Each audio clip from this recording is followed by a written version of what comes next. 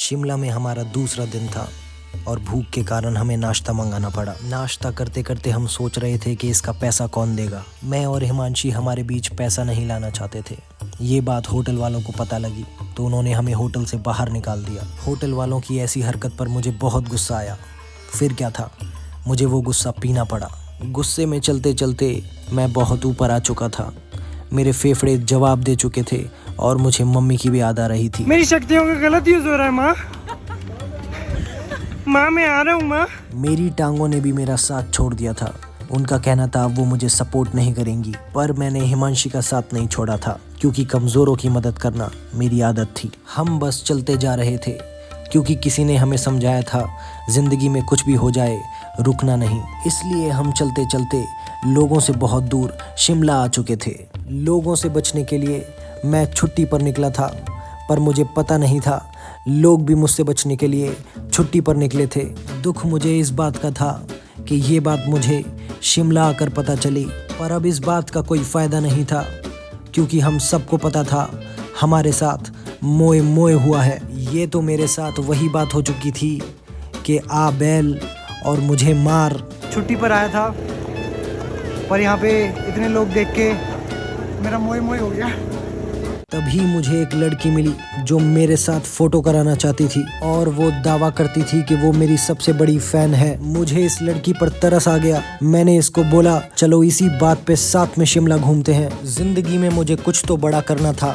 सोचा क्यों ना डिटेक्टिव बन जाऊं, पर तभी मुझे मेरे सामने बुलबुले दिखाई दिए और मैं उनको फोड़ने में व्यस्त हो गया और भूल गया कि मुझे कुछ बड़ा करना था। पर जैसे ही मुझे याद आया कि मुझे जिंदगी में कुछ बड़ा करना था, मैं वो बड़ा काम ढूंढने निकल पड़ा। मुझे शक हुआ कि शिमला में लोग कपड़ों की तस्करी कर रहे हैं। वो कश्मीर से माल उठाकर शिमला में माल बेच रहे हैं। फिर जाके मुझे एक आंटी ने बताया कि इसको एग्जीबिशन कहते हैं। ये बात सुन के मेरी जान में जान आई और खुशी के मारे मैं शिमला की सड़कों पर नाचने निकल गया। नाचते नाचते मुझे मेरे सामने एक सोने की मूर्ति दिखाई दी। मैंने सोचा अगर इसको चुरा लिया तो मेरी बल्ले बल्ले शावा शावा। मुश्किल इतनी सी थी कि ये मूर्ति एकदम पुलिस स्टेशन के सामने थी। फिर क्या था, हमने उसकी आसपास की जगह को पढ़ना स्टार्ट कर दिया। कहीं कोई कैमरा तो नहीं, कहीं कोई आंटी तो नहीं जो पुलिस बुला ले। आंटी तो थी पर वो फोटो खिंचाने में बिजी थी। रास्ता एकदम साफ था, बिल्कुल मेरे बैंक बैलेंस की तरह। पर शायद हमने कोई गलती कर दी थी क्योंकि एक खुफिया अंकल एजेंट हम पे नजर रखे हुए था। पर हम भी बहुत शातिर थे, हमारे ऊपर कोई शक ना करे, इसलिए हम कुछ खाने एक कैफे में चले गए। पर जैसे ही मैं कैफे में बैठा, मैं क्या देखता हूँ, हम सबको इन खुफिया अंकल एजेंट ने चारों तरफ से घेर लिया है। मुझे पता था ये कस्टमर बनने का नाटक कर रहे हैं, इनको शक ना हो ये नाटक मैं भी करने लगा।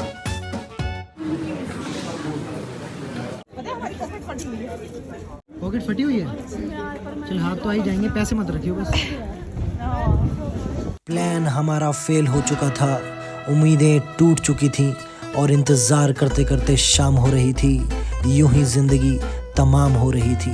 लास्ट ऑप्शन हमारे पास यही बचा था कि जब शिमला आए हैं तो शिमला घूम भी लेते हैं। मौसम काफ़ी सुहाना था और हमको कौन सा 7 बजे घर जाना था। जितना हो सकता था हम घूमने लगे और जो नहीं हो सकता था वो नहीं हो सकता था। क्या कर सकते हैं। शिमला का नज़ारा देख के मन कर रहा था यहाँ 200 करोड़ का घर ले लूँ। वो तो मेरी बीवी ने मना कर दिया, कहती तुम्हारे पास इतना पैसा ही नहीं है। ये बात जानने के बाद मेरा घर से मन उठ गया और मैं अपने रास्ते चलने लगा। शिमला को मैं अपने कैमरे में ऐसे उतार रहा था जैसे मैं कोई बड़ा यूट्यूबर व्लॉगर हूँ, जो कि मैं था भी, पर मैंने इस चीज़ का कभी घमंड नहीं किया। पर सोच रहा हूँ कल से स्टार्ट कर दूँ क्योंकि अच्छे काम में देरी कैसी। चर्च जाके मैंने भगवान से बस इतना मांगा कि भगवान सबको सुखी रखे और शुरुआत मुझसे करे। ये बात सुनते ही मुझे मारने को लोग इकट्ठे हो गए क्योंकि वो भी वही मांग रहे थे जो मैं मांग रहा था।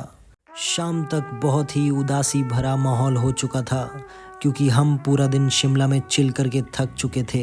इतना थकने के बाद भी हमें और चिल करना पड़ रहा था। सुबह से शाम हो चुकी थी और ये खूबसूरत नज़ारे आंखों के सामने से हटने का नाम नहीं ले रहे थे।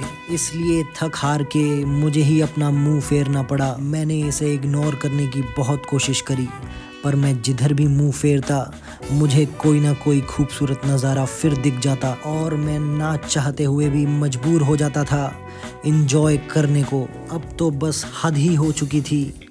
मैं थक चुका था और मेरी आंखें भी दर्द कर रही थी इतने प्यारे नज़ारे देख देख के। मैं बस वापस अपने होटल रूम में पहुंचना चाहता था ताकि मैं एकांत में बोर हो सकूं। मुझे मेरे अकेलेपन की बहुत याद आ रही थी। सुबह से मैं इतने लोग देख चुका था कि अब मुझे 3-4 साल लोग ना भी दिखे तो मुझे फ़र्क नहीं पड़ता। इसलिए मैं बिना टाइम बर्बाद किए निकल गया अपने होटल की ओर।